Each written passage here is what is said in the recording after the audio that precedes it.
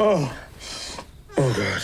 Do you want me to put a pillow over your mouth? You don't, like, choke me or something? What? Is it, like, a new sexy thing? No, so Stella won't wake up. Oh, no, I'll just be quiet. Oh. Sorry. So anything Seth Rogen does, I'll watch. Yeah, Neighbors 1 was fucking hilarious, and I was excited to see this one, and I don't know, what'd you think of it, Andrew? I liked it, but I mean it's nowhere near as good as the first one. Yeah, I kind of felt the same way. Like I liked it and it was funny, but I did not like it. But it wasn't as good as the first one. No. It was like one of those sequels, George, where like it just gets like ridiculous, you know? Like they have to outdo the jokes from the first one. Yeah, but it's just bigger. Yeah, exactly. It's all just like a bigger scale. Like the story's way more ridiculous. Like what's going on. Like in the first one, like it was ridiculous, but I guess not like too much out of the realm of possibility.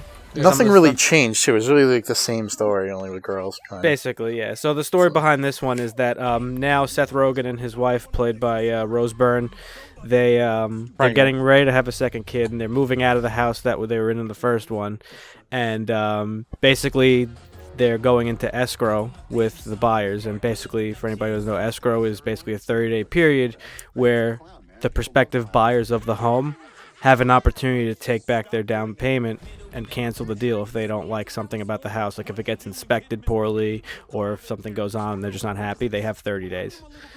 So they're in escrow, and while they're in escrow, a group of girls move in next door who are forming their own sorority, specifically to have parties, because apparently, I don't know if this is true or not, but at least in the movie, in the U.S., sororities are not allowed to have parties, only fraternities are. Is that true? Yeah, it's correct, yeah. How is that Why even is a it thing? true? I don't know. It's just the U.S. What do you mean they're not allowed to? Like, what if they have a party? Like, a cops breaking in? Sororities are just not. Sororities specifically, like girls are not allowed to throw.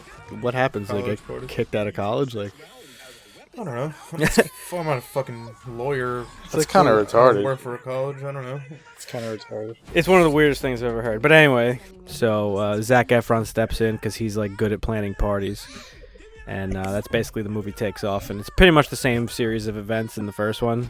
You know, they're worried that their escrow is going to fail if people drive by and see a fucking party going on next door. And they work towards trying to, I guess, stop them or kick them out of the house or whatever. And then eventually the girls turn on Zac Efron because he's too clingy. And then he goes and works with Seth Rogen to try to take them down.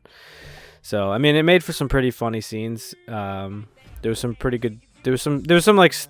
I don't think there was as many standout jokes as there were in the first one. What's James Franco's brother's name? Dave Franco. Dave Franco. Yeah, all of a sudden he's gay now. Like, Yeah, they the made... fuck? That's actually hilarious. yeah, and I had no idea. I'm like, yo, was he gay in the first one? I didn't know. And then I guess during that period, they didn't. They kind of hinted at it in the first one that he was like sort of had a crush on Zac Efron, but but they never really like. It was like, it was like some bro shit though. Like it could have exactly. Yeah. You don't really know if it was like gay shit or if it was Right.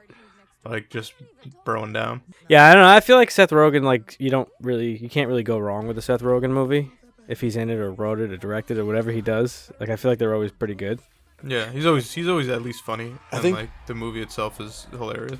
I feel like the jokes in Neighbors 2 were more, I don't want to say forced, but like I said earlier, it had that feel of like where they were just trying to like outdo the jokes of the first one. Like, how do we be funnier? You know? Yeah. Like I said, I thought it was a funny movie. I'm not in love with it. I wasn't like super hyped to see it. You know what I mean? Like it looks like a cool comedy. It's even hard to like review it because like what I mentioned in that little like, you know, that little just description of it is pretty much the whole fucking movie, you know? Yeah. Yeah, it's just probably jokes after jokes after jokes until it resolves. Pretty much, yeah. Yeah. With the first one, I felt like was a little bit smarter. Well, I recommend if like you have nothing to do, like on a weekend, whenever you're bored, go see it. I guess, but like you don't have to rush out to go see it. But as a final rating for me, I don't think I would say like that's more of like a rental type of movie. If it don't, I wouldn't pay to see it in theaters again. I mean, if it comes out on, you know, on Netflix or you want to go pick it up at Redbox or something like that, fine. But or maybe even on demand, $5. I don't think I'd pay full price to see it again. I probably wouldn't buy it on DVD, Blu-ray either. Well, So- again, yeah, obviously not again. But... yeah. Would you recommend you say it's full price then, or? No, I mean, Mm. well, I mean, if I don't know, I'm saying if like for something like a movie you have to see, but Yeah. for the first time, like if you're bored, whatever, Right. not bad. All right, Go for like a date. It's like a date movie, I guess. Yeah. kind of. Get out of here! That's our way out. The blast from this airbag will propel you straight through that vent. Time to save my family.